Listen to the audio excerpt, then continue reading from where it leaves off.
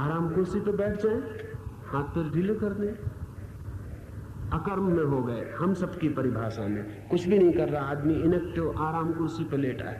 लेकिन उस आदमी की खोपड़ी में एक खिड़की बनाई जा सके तो पता चले कि वो आदमी कितने कामों में लगा हुआ है। हो सकता है इलेक्शन लड़ रहा हो, जीत गया हो, दिल्ली पहुंच गया हो, न मालूम क्या क्या कर रहा हो। जितना वो कुर्सी पे से दौड़ के भी नहीं कर सकता था, उतना कुर्सी पे लेट के कर सकता है।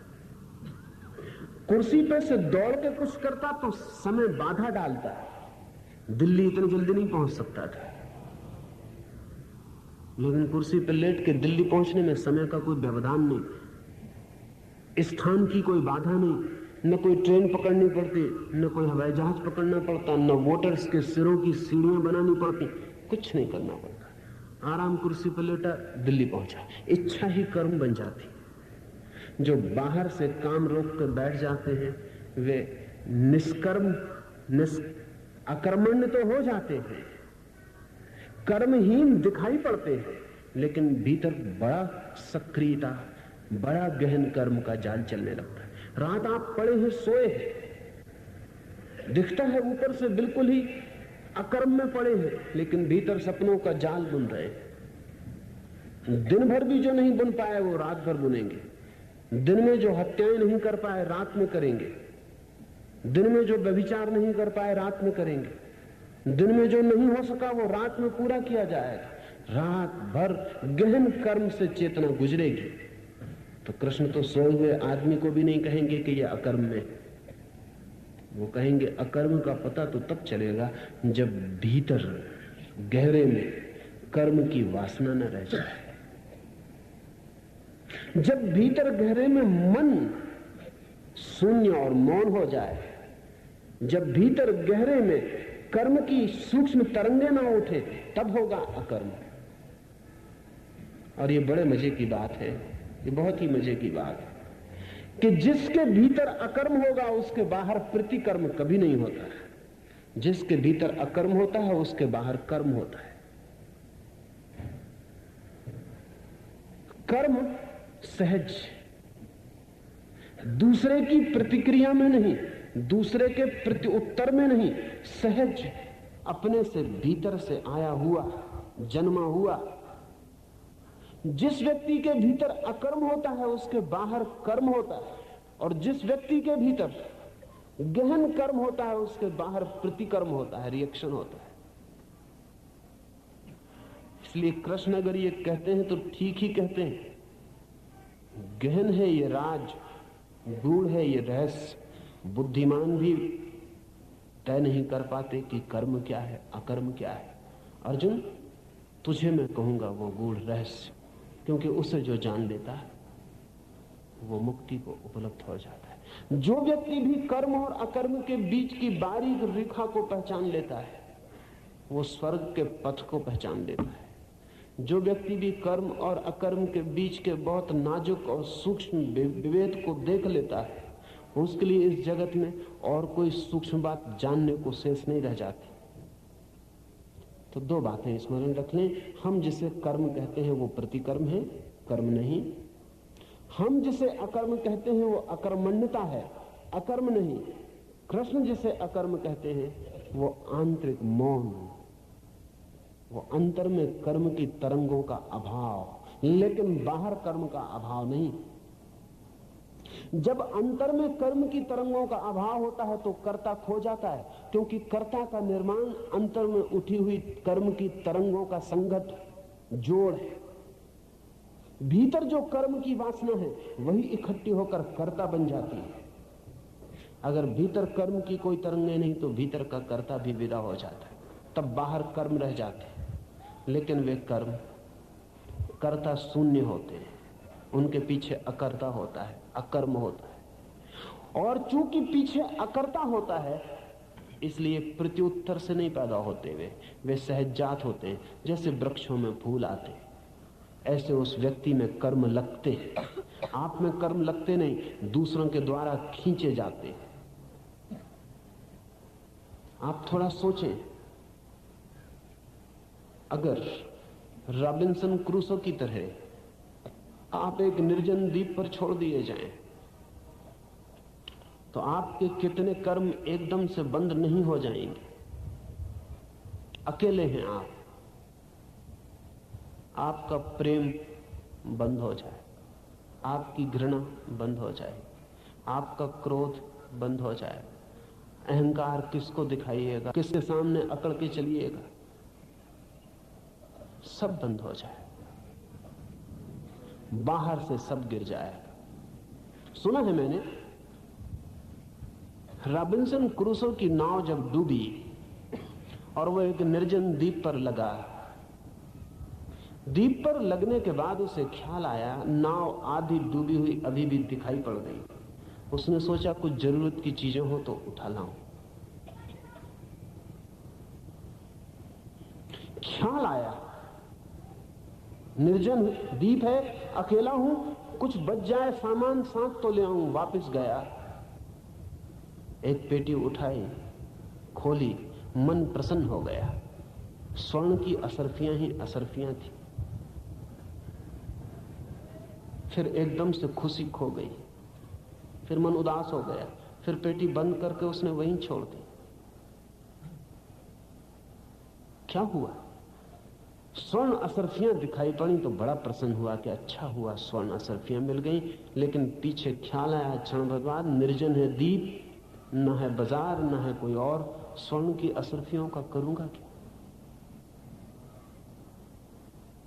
फिर वे स्वर्ण की असरफियां जो बड़ी बहुमूल्य थी वहीं छोड़ दी उसने, उसी डूबती नाव में छोड़ दी। और तट पर बैठ कर डूबती हुई नाव को और असरफियों को डूबता हुआ देखता रहा। उन्हें बचा के लाने की इच्छा ही न रही। आप पूना के पास नाव डूब रही हो तो स्वर्ण की असरफियां ऐसा छोड़ पाएंगे? नहीं छोड़ पाएंगे। जब आप स्वर्ण की असरफियां बचा के लौट रहे हो नदी से, और मैं आपसे पूछूं कि आपने स्वर्ण की असरफियां बचाने का कर्म किया, तो आप कहेंगे हां, लेकिन कृष्ण कहेंगे सिर्फ प्रतिकर्म किया।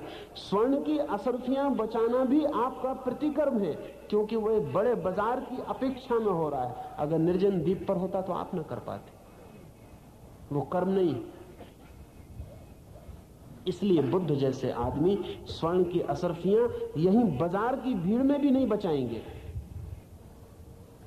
अगर बुद्ध और महावीर सारी धन संपत्ति को छोड़कर इस बड़े संसार में सड़कों पर भिखारी की तरह खड़े हो गए तो उसका कारण है क्योंकि धन और संपत्ति को बचाना प्रतिकर्म है, कर्म नहीं।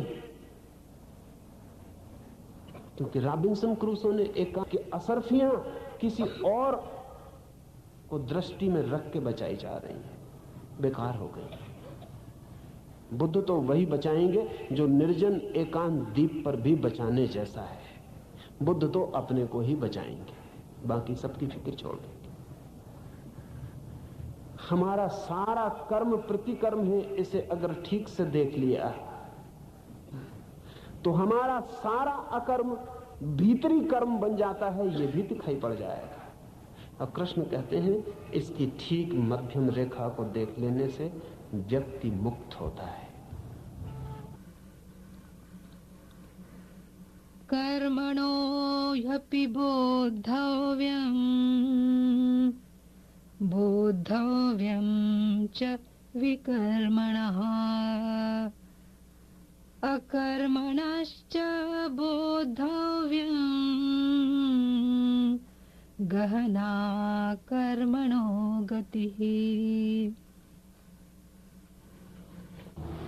कहते हैं कृष्ण, कर्म का स्वरूप, अकर्म का स्वरूप और निषिद्ध कर्म का स्वरूप जानना चाहिए, क्योंकि कर्म की गति गहन है।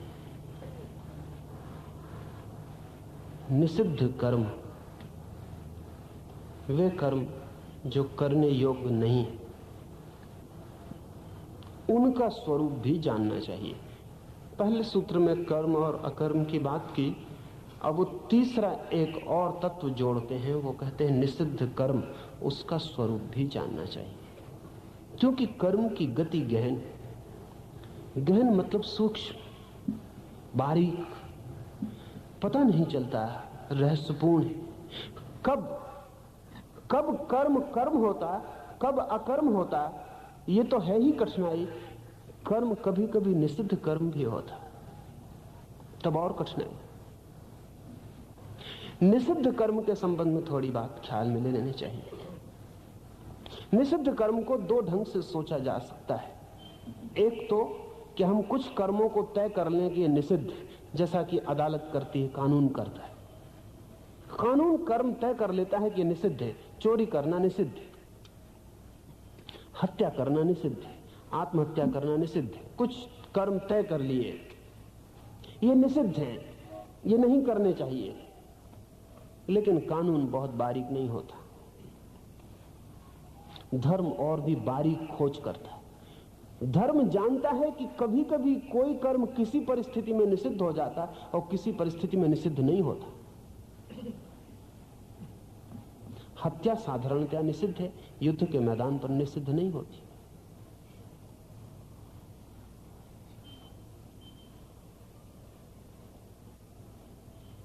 निषिद्ध निर्णित चीज नहीं है, परिस्थिति के साथ बदल जाती। और कभी कभी तो ऐसा होता है कि दो निषिद्ध कर्मों के बीच विकल्प खड़ा हो जाता, अल्टरनेटिव हो जाता है। क्या करो? सच बोलो तो हिंसा हो जाती, हिंसा बचाओ तो झूठ बोलना पड़ता। फिर क्या करो? दो निषिद्ध कर्म आड़े खड़े हो जाते। एक को बचाओ तो दूसरा निषिद्ध कर्म होता है, दूसरे को बचाओ तो पहला हो जाता है। बहुत पुरानी एक तार्किक गुत्थी। एक आदमी अपने रास्ते से गुजर रहा है, एक ब्राह्मण, सीधा साधा आदमी। कसाई भागा हुआ आया, वो अपनी गाय को खोज रहा है जो उसके हाथ से छूट के भाग गई। वो उस आदमी से पूछता है, ब्राह्मण से, कि यहां से एक गाय भागी गई, हाथ में उसके काटने की कुल्हाड़ी। ब्राह्मण देखता है, कसाई आंखें बताती, हाथ की कुल्हाड़ी बताती, खून के धब्बे बताते। कहता है, गाय यहां से गई है, गाय किस तरफ गई? ब्राह्मण मुश्किल में पड़ गया, बड़ी मुश्किल में पड़ गया। उसने किताब में पढ़ा है कि झूठ बोलना निषिद्ध कर्म है, लेकिन सच बोले तो ये कसाई गाय को पकड़ ले और हत्या करेगा, तो मैं भी भागीदार हो जाऊंगा। और गौ हत्या तो निषिद्ध है ही, सभी हत्याएं निषिद्ध है। फिर हत्या में भागीदार होना निषिद्ध है। अब अगर झूठ बोलूं तो भी निषिद्ध कर्म हो जाएगा, सच बोलूं तो भी निषिद्ध कर्म होकर रहेगा। वो ब्राह्मण मुश्किल में पड़ गया। उस कसाई ने कहा कि जल्दी बोलो, पता हो तो बोलो, नहीं पता हो तो कहो कि नहीं पता है। उस ब्राह्मण ने कहा, मैं बहुत मुश्किल में पड़ गया, जरा मुझे सोचने दो, निषिद्ध कर्मों का सवाल है। उस कसाई ने कहा, पागल, मैं पूछता हूं मेरी गाय कहां है? निषिद्ध कर्मों का कोई सवाल नहीं, सिर्फ गाय का सवाल है। गाय कहां गई? तू जानता हो, देखा हो, बोल। न जानता हो, न देखा हो, वैसा बोल। उसने कहा कि अभी ठहरो, सवाल निषिद्ध कर्मों का। जिंदगी जटिल है, उसमें चीजें ऐसी नहीं होती जैसी शास्त्रों में होती हैं। शास्त्र सरल, हालांकि लोग शास्त्रों को जटिल समझते और जिंदगी को सरल समझते हैं। शास्त्र बिल्कुल सरल है, जिंदगी बहुत जटिल है, क्योंकि शास्त्रों के सब सवाल निर्णित सवाल हैं, जिंदगी के सब सवाल अनिर्णित। वहां प्रतिपल तय करना पड़ता है कि क्या करूं, और ऐसे क्षण रोज आ जाते हैं जब कोई शास्त्र साथ नहीं देता, स्वयं ही निर्णय करना पड़ता है। इसलिए कृष्ण कहते हैं, जटिल है, गहन है कर्म की गति। उस कर्म की गहन गति को ठीक समझने के लिए पहले तो निषिद्ध कर्म के तत्व को ठीक से समझ लेना चाहिए। कर्म और अकर्म को तो समझना ही चाहिए, निषिद्ध कर्म को भी ठीक से समझ लेना चाहिए, क्योंकि कर्म और अकर्म तो अल्टीमेट, आखिरी सवाल। लेकिन निषिद्ध कर्म डे टू डे, इमीडिएट, रोज का सवाल। उठे नहीं कि तय करना पड़ता है कि क्या करें, किस चीज को निषिद्ध कहें। जीसस से पूछो, मोहम्मद से पूछो, महावीर से पूछो, राम से पूछो, कन्फ्यूशियस से पूछो, अगर सबकी बातें सुन लो तो आदमी हिल भी ना सके, सांस भी ना ले सके, देखो ना, जैन साधु साध्वी मुंह पर पट्टी बांधे हुए, वो सांस बचाने के लिए कि सांस की गर्म हवा आसपास के कीटाणुओं को मार देगी तो निषिद्ध कर्म हो जाए, तो नाक पर पट्टी बांधे हुए, गर्म हवा पट्टी में रुक जाए तो थोड़ी हवाओं के कीटाणुओं को बचाने की सुविधा हो जाए। मुश्किल है। और ऐसा नहीं कि इन बड़े तीर्थंकरों, अवतारों, समझदारों, बुद्धिमानों, ज्ञानियों की बात से मुश्किल होती। जिंदगी जटिल है। वो जो भी कह रहे हैं सब ठीक कह रहे हैं, लेकिन सभी की बातें जिंदगी के निश्चित पहलू को छू पाती हैं, और जिंदगी रोज अनिश्चित है, सब बदल जाता है। महावीर ने कहा कि खेती मत करो, क्योंकि खेती निषिद्ध कर्म है, क्योंकि खेती में बहुत हिंसा होगी। इसलिए महावीर को मानने वाले लोगों ने खेती बंद कर दी। खेती बंद कर दी। और महावीर के अधिकतम मानने वाले क्षत्रिय थे, क्योंकि महावीर क्षत्रिय थे। अधिकतम मानने वाले क्षत्रिय थे, तलवार उठा नहीं सकते, क्योंकि जब खेती नहीं कर सकते तो तलवार उठाना तो बहुत निषिद्ध हो जाएगा। युद्ध में जा नहीं सकते, सैनिक का काम कर नहीं सकते, क्षत्रिय रहे नहीं, खेती कर नहीं सकते, किसान रहे नहीं। अब क्या उपाय? शूद्र होने की हिम्मत नहीं, ब्राह्मण दरवाजे बंद किए बैठे हैं, वो भीतर घुसने न देंगे, सिवाय वैश्य होने के उन्हें कोई रास्ता नहीं रह गया। इसलिए समस्त महावीर के मानने वाले व्यापारी हो गए, वैश्य हो गए। लेकिन वैश्य होकर उन्होंने इतनी हिंसा की जितनी कि वो किसान होकर कभी ना करते, कभी ना करते इतनी हिंसा। लेकिन दिखाई नहीं पड़ती। रुपये को आप हाथ में लो, हिंसा का बिल्कुल पता नहीं चलता। रुपया बिल्कुल साफ मालूम पड़ता, उसमें कहीं खून का धब्बा नहीं होता। हालांकि रुपए में जितने खून के धब्बे होते हैं किसी और चीज में नहीं होते, लेकिन वो दिखाई नहीं पड़ता, एकदम साफ। इसलिए महावीर को मानने वाले, महावीर ने खुद कभी ना सोचा होगा कि मेरे मानने वाले महावीर नग्न खड़े हैं रास्तों पर, धन दौलत छोड़ दी है सब। सोचा भी ना होगा कि मेरे मानने वालों के पास इस मुल्क में सबसे ज्यादा धन दौलत इकट्ठी हो जाएगी, मगर निषिद्ध कर्म से हो गई। कहा तो ठीक ही था, निषिद्ध कर्म बताया था, ठीक बताया था, लेकिन ये सोचा न था कि एक तरफ से निषिद्ध कर्म बचे तो दूसरी तरफ से प्रकट हो सकता। इसलिए कृष्ण कहते कर्म की गति गहन है, इधर से छोड़ो उधर से पकड़ लेती, उधर से छोड़ो इधर से पकड़ लेती। तो निषिद्ध कर्म क्या है, इसे ठीक से जान लेना जरूरी है। और जो इसे ठीक से नहीं जान पाए तो कर्म अकर्म को जानना तो बहुत दूर है, अक्सर वो निषिद्ध कर्मों में ही जीवन को गंवा देता है। एक से बचता है दूसरे में उलझ जाता है। जिंदगी का रास्ता कुएं और खाई के बीच, इधर गिरो तो कुआं है, उधर गिरो तो खाई है, और बीच में चलना बहुत कठिन है, बारीक है, तलवार की धार जैसा है, इतना बारीक है कि समझना मुश्किल है बीच में।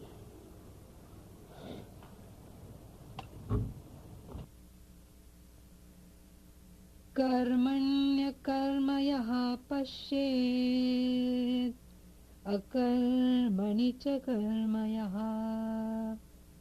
स बुद्धिमान् मनुष्येषु स युक्तः कृत्स्न कर्मकृत्।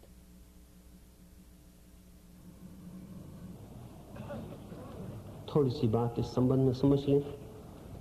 कृष्ण कहते हैं जो कर्म में अकर्म को देखे और अकर्म में कर्म को देखे वह वह व्यक्ति ज्ञानवान है। कर्म में अकर्म को देखे, उल्टा कर्म में अकर्म को देखने का अर्थ हुआ करते हुए भी जाने कि मैं करता नहीं हूं, करते हुए भी जाने कि मैं करता नहीं हूं। भोजन करते हुए भी जाना जा सकता है कि आप भोजन नहीं कर रहे। अगर साक्षी हो तो आप देखेंगे कि शरीर को ही भूख लगी, शरीर ही भोजन कर रहा है, मैं देख रहा हूं। कठिन नहीं है, थोड़े से जाग के देखने की बात है। स्वामी राम अमेरिका के एक सड़क से गुजर रहे हैं, कुछ लोगों ने गालियां दी, कुछ लोगों ने मजाक किया, हंसते हुए लौटे। जहां ठहरे थे वहां खिलखिला के आके हंसने लगे तो घर के लोग चिंतित हुए। उन्होंने कहा क्या हो गया, अकारण हंसते हैं? राम ने कहा अकारण नहीं हंसता, आज बड़ा ही मजा आया। रास्ते में ऐसा हुआ कि कुछ लोग राम को मिल गए। घर के लोग थोड़े हैरान हुए, वो राम की भाषा से परिचित ना थे। राम को मिल गए, ऐसा खुद राम कह रहे हैं। और फिर वे लोग राम को गालियां देने लगे और हंसी मजाक करने लगे। राम बड़ी मुश्किल में पड़े, राम बड़ी दिक्कत में पड़ गए। उनकी हंसी मजाक और उनकी गाली के बीच ऐसा राम कहने लगे कि राम बड़ी मुश्किल में पड़े।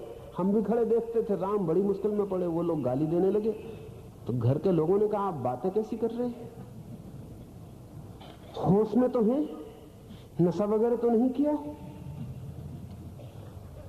राम ने कहा नशे में तुम हो, मैं होश में हूं इसीलिए ऐसी बात कर रहा हूं। नशे में होता तो मेरे आंख से आग निकल रही होती और मुंह से गालियां निकल रही होती। नशे में होता तो मैं समझ जाता कि वो मुझे ही गाली दे रहे हैं, मुझ पे ही हंस रहे हैं। होश में था इसलिए मैंने देखा राम को गाली पड़ रही, राम पे हंस रहे हैं, हम खड़े देखते रहे। राम और हम खड़े देखते रहे, ये दो चीजें हो गई। जब आप भोजन कर रहे हैं तो राम भोजन कर रहे हैं, आप जरा खड़े होकर देखें, आप जरा पीछे खड़े हो जाएं और देखें कि राम भोजन कर रहे हैं। राम को भूख लगी, राम को नींद लगी, आप खड़े पीछे देख रहे हैं। ये पीछे खड़े होकर देखने की कला ही कर्म को अकर्म बना देती। तब व्यक्ति करते हुए ना करने जैसा हो जाता। और इससे भी जटिल बात दूसरी कृष्ण कहते हैं कि तब ना करते हुए भी कर्ता जैसा हो जाता। वो और भी कठिन है बात समझनी। ये तो पहली बात समझ में आ सकती है कि अगर साक्षी भाव हो तो कर्म होते हुए भी ऐसा नहीं लगता कि मैं कर रहा हूं, देख रहा हूं कि हो रहा है। दूसरी बात और भी गहरी है कि ना करते हुए भी कर रहा हूं। इसका क्या मतलब हुआ? असल में जब कोई व्यक्ति पहली घटना को उपलब्ध हो जाता है कि करते हुए ना करने को अनुभव करने लगता है, तब अनिवार्य रूप से दूसरी गहराई भी उपलब्ध हो जाती है कि वो ना करते हुए भी अनुभव करता है कि कर रहा हूं। क्यों? क्योंकि जो व्यक्ति ऐसा जान लेता है कि मैं साक्षी हूं, वो व्यक्ति अपने को स्वयं से तो तोड़ लेता और सर्व से जोड़ देता है। जो व्यक्ति ऐसा जान लेता है कि मैं नहीं कर रहा हूं, सब हो रहा है, मैं देख रहा हूं, उसका परमात्मा और उसके बीच तादात्म्य हो जाता है। फिर वो कुछ भी नहीं करता, हवाएं चल रही हैं तो भी वो जानता है मैं ही चला रहा हूं, चांद तारे घूम रहे हैं तो वो जानता है मैं ही चला रहा हूं। राम कभी एक दिन बहुत खुशी में आ गए तो उन्होंने हंस के कहा कि तुम्हें पता है कि मैंने ही सबसे पहले चांद तारों को गति दी थी, मैं ही नहीं, सबसे पहले चांद तारों को इशारा किया और चला दिया। लोगों ने कहा आपने? भरोसा नहीं आता। तो राम ने कहा अगर तुम समझते हो कि राम ने चला दिया तो ठीक समझते हो, भरोसे के लायक बात नहीं, लेकिन मैं कह रहा हूं मैंने चला दिया, राम ने नहीं। फिर वही बात, वो जो भीतर अगर जान ले कि मैं साक्षी हूं तो परमात्मा के साथ एक हो जाता है। फिर जो भी हो रहा है वही कर रहा है। फिर वो अगर खाली भी बैठा हुआ है तो भी वही कर रहा है, हवाएं भी वही चला रहा है, वृक्ष भी वही उगा रहा है, फूल भी वही खिला रहा है। वो जो बैठा हुआ है वृक्ष के नीचे आंखें मूंदे हुए, वही चांद तारे और सूरज भी चला रहा है, लेकिन वो दूसरी घटना है। पहले तो कर्म में अकर्म का अनुभव हो, तो फिर अकर्म में कर्म का अनुभव होता है। और जो इस गहन प्रतीति को उपलब्ध हो जाता है, कृष्ण कहते हैं वो ज्ञान को, सत्य को, सत्य के अनुभव को उपलब्ध हो जाता है। और साथ ही आपसे ये भी कह दूं कि जो व्यक्ति साक्षी बन जाता है उसे निषिद्ध कर्म क्या है ये पहले से तय नहीं करना पड़ता। जब भी जरूरत होती है, जैसे वो साक्षी होता है, दिखाई पड़ जाता है कि ये निषिद्ध है, और ये निषिद्ध नहीं है। इसे सोचना नहीं पड़ता। उसकी हालत ठीक ऐसे हो जाती है जैसे कमरा है, अंधेरा, एक अंधा आदमी है, उसे कमरे के बाहर जाना तो वो पूछता है दरवाजा कहाँ है। स्वभावतः अंधे आदमी को दरवाजे का पता नहीं, वो पूछता है दरवाजा कहाँ है। अगर कोई बता भी दे तो भी कुछ फर्क नहीं पड़ता, अंदाज हो जाता है, अनुमान हो जाता है, फिर भी लकड़ी से टटोलता है कि दरवाजा कहाँ है। बता दिया तो भी टटोलता है, टटोलता है तो भी सीधे दरवाजे पर थोड़ी पहुंच जाता है। कौन टटोलने वाला सीधा पहुंच सकता है? कभी खिड़की को छूता है, कभी कुर्सी को छूता है, फिर टटोल टटोल के कहां दरवाजा है पता लगाता। लेकिन आंख वाला आदमी पूछता नहीं दरवाजा कहां है, निकलना है उठता है और निकल जाता है। आपने कभी ख्याल किया, जब आप दरवाजे से निकलते हैं पहले सोचते हैं दरवाजा कहां है, फिर देखते हैं कि ये रहा दरवाजा, फिर सोचते हैं इसी से निकल जाएं, फिर निकल जाते हैं। ऐसी कोई प्रक्रिया होती नहीं। आपको पता ही नहीं चलता कि दरवाजा कहां है और आप निकल जाते हैं। दिखता है तो दरवाजे से निकल जाते हैं। ठीक ऐसे ही जिस व्यक्ति की साक्षी भावना गहरी हो जाती है उसे दिखाई पड़ता है निषिद्ध कर्म क्या है। दिखाई पड़ता है, टटोलना नहीं पड़ता, पूछना नहीं पड़ता, सोचना नहीं पड़ता, शास्त्र नहीं खोलने पड़ते, बस दिखाई पड़ता है कि निषिद्ध कर्म क्या है। और जो निषिद्ध है वो फिर नहीं किया जा सकता, और जो निषिद्ध नहीं है वही किया जा सकता, बस वो निकल जाता है। आप उससे पूछेंगे तो उसको पीछे पता चलेगा कि मैंने वो कर्म नहीं किया, उसे पता नहीं चलता कि मैंने नहीं किया, क्योंकि इतना पता चलना भी सिर्फ अंधों के लिए साक्षी भाव आंख बन जाता है।